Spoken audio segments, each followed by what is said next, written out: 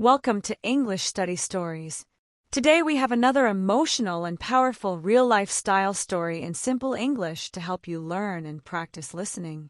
Before we begin, please subscribe to the channel to support our work. Now let's start the story. Worked in silence. My name is Sarah Williams. I am 34 years old. I live in a small apartment in Austin, Texas. I work today as a marketing specialist in a medium-sized company. If someone looks at me today, they think I am confident. They think I always had chances. They think I always knew what I was doing. But this is not true. My life was not easy. I didn't grow up with money.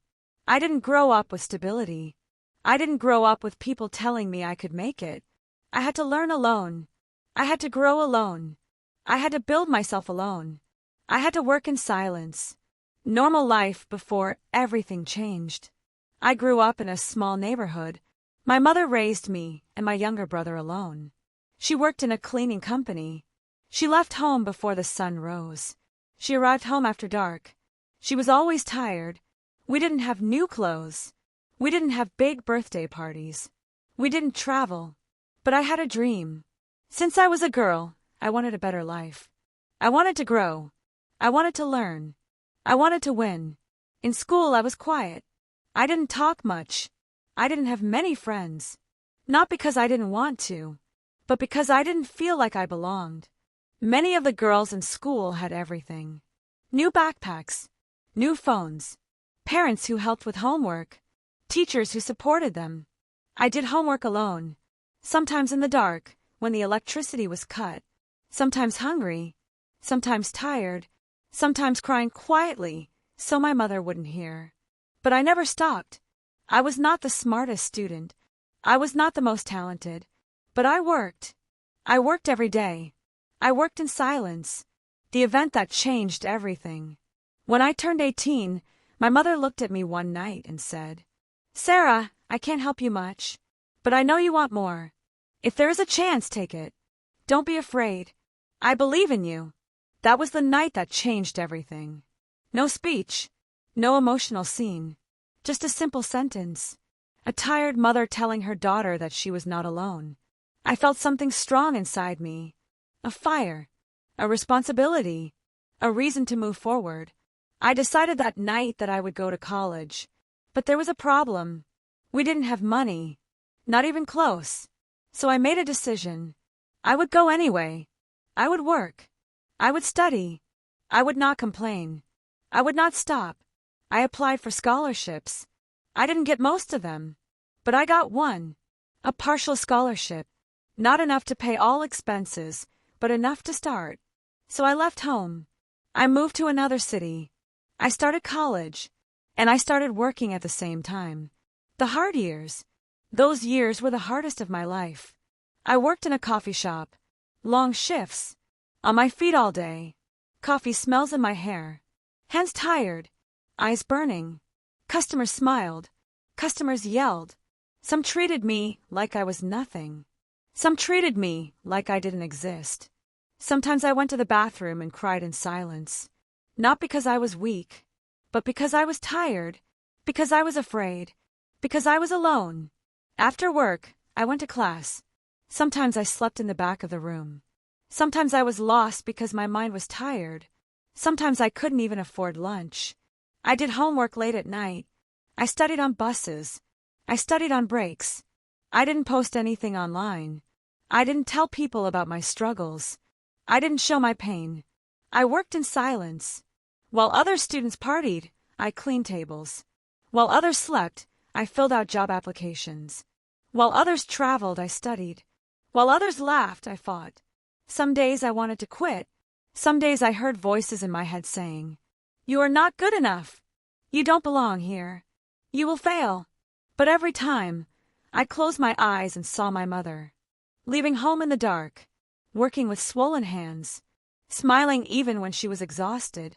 And I continued. The turning point. One afternoon, during my third year of college, a professor stopped me after class.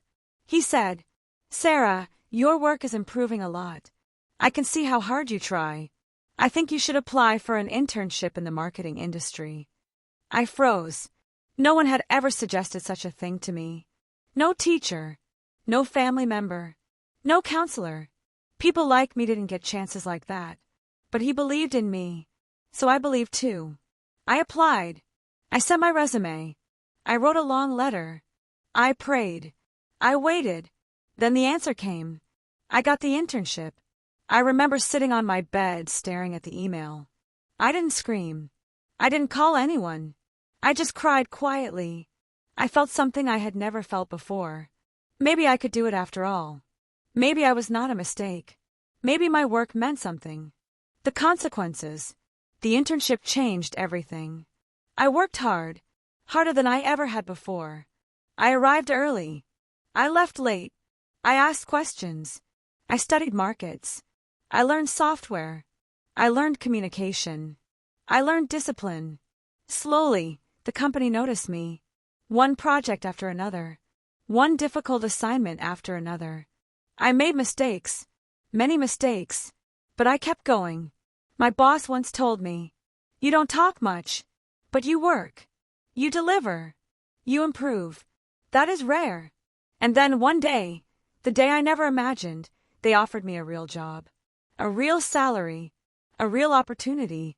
I called my mother from outside the building. She answered tired as always. I told her, "Mom, I got hired. I did it." She cried. I cried. For a moment, everything was worth it. My life today. Today my life is different. I have a career. I have stability. I have respect. I can help my mother. I can help my brother. I can breathe. But I didn't get here because I was talented. I didn't get here because I was lucky. I got here because I worked. I worked without applause. I worked without praise. I worked without compliments. I worked without people knowing. I worked in silence. Reflection, the lesson I learned. If you are in a difficult moment today, I want you to hear this. You don't need everyone to believe in you. You don't need support from everyone. You don't need to be perfect. You don't need to have experience. You don't need to be the best in the room. You only need one thing: to continue. There will be days you want to quit. There will be nights you cry alone. There will be moments when no one sees your effort. But your work is not wasted.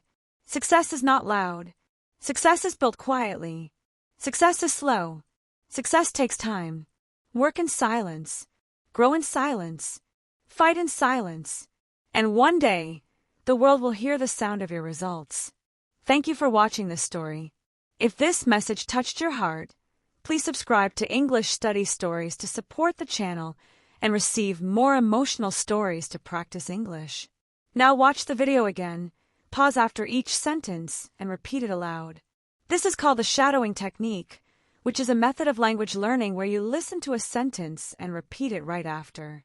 It helps you improve pronunciation, speaking, listening, fluency. The more you repeat, the faster your English will grow. A recommended video has been left for you to continue learning.